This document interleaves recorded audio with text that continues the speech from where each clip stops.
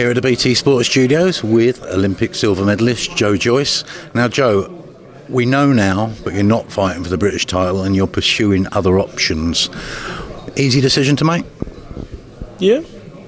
I'm very interested in the fight with Dubois and Gorman. That's going to be entertaining. But I mean, perhaps I could have the winner like after that. I'm mandatory for the European and the World WA regular, so ideally I'd like a Manuel Char or Agit Cabell. If not, maybe move on to some other big names in the top 10 to get me closer and higher up in the rankings, and strategically get me closer to a heavyweight world title. So the opportunities that you talked about, the European title, Cabell, you talked about Char, who's got a version of the WBA world title. Would those opportunities have no longer been there had you have gone through with the British title challenge? Yeah, definitely not the European. I wouldn't have been mandatory. I think the European board actually said that if we took that fight, then that would not be available. So obviously that's a big deciding factor. And is it also the case that you sort of think now you're in this little British bubble of young heavyweights, except you, sir, but these two... What are you trying to say? But those two fights will always be there? Yeah, definitely. I mean, they're working their way up. They're going to have their little domestic beef. Meanwhile, I'll be chasing the world titles, and perhaps like later on the line and be like big fight in the UK or something. Right, there's been reports over the last couple of days that Char, who you mentioned, is lining up a purse bid for his WBA title. Cabell, I think, is allowed to have a voluntary. So if those two are out of the equation, potentially, who would be your ideal in the opposite corner on July 13th? I don't know, Brian, or I don't know, there's a few more names. Chisora, but he doesn't want it. I know Takam.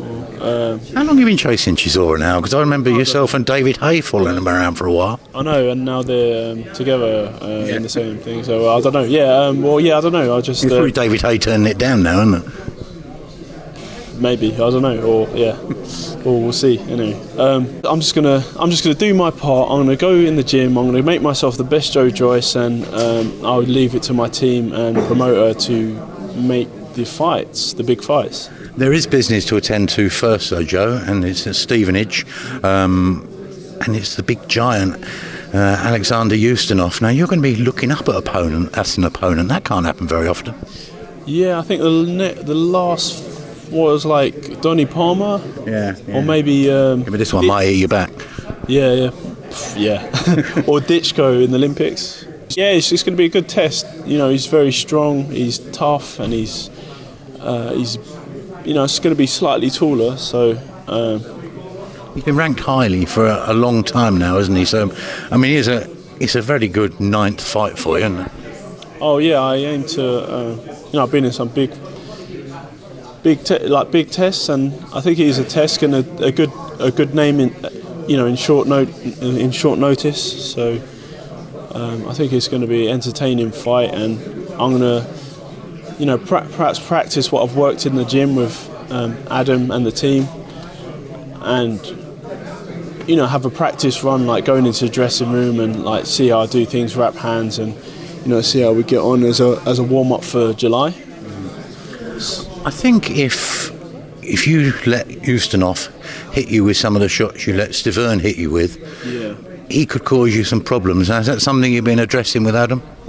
Yeah, definitely not leave my head there to be hit, to get offline and to move, use my footwork a lot more effectively, and my head movement to be more unpredictable and avoid shots after I've dished them out. I need to get away from need to get away and not sit there and take them. Will that relentless style you've got become a bit more selective, or will that always be you? No, that's my style, so I'll still do that. It's very entertaining, and I enjoy doing it, and putting my opponents through their paces, and I look forward to putting Ustinov in his place. Right then, Dubois v Gorman. We spoke about it a couple of weeks ago, and unlike on the stage, you did tell us, but you had Dubois down to win that fight. Has anything changed in your thinking? I don't know. I think it's a very, it's a 50-50 fight. I can see it's going to be very competitive. They both have their strengths and their weaknesses. I think, obviously, Dubois with his, he's a very strong, powerful guy.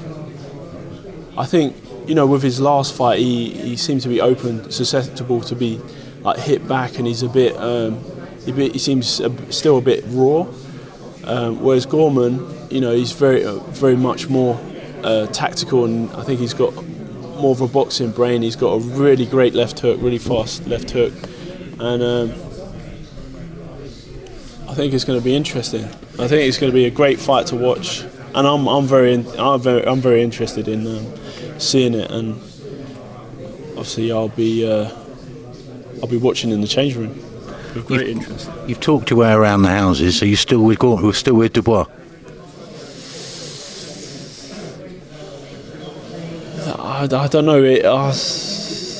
Come on, no loud. Let's have it. Today with the press conference and that, and I know it's very equal. You're sitting on that fence. Yeah, I'd quite like to see the Gorman win, actually. Is that because you were avoiding Dubois for the British title? You don't want to fight him? I'm going to run for the hills. Oh, he's looking at me. Oh, let's go. I look forward with great interest. Joe, good luck, mate. Potential fight.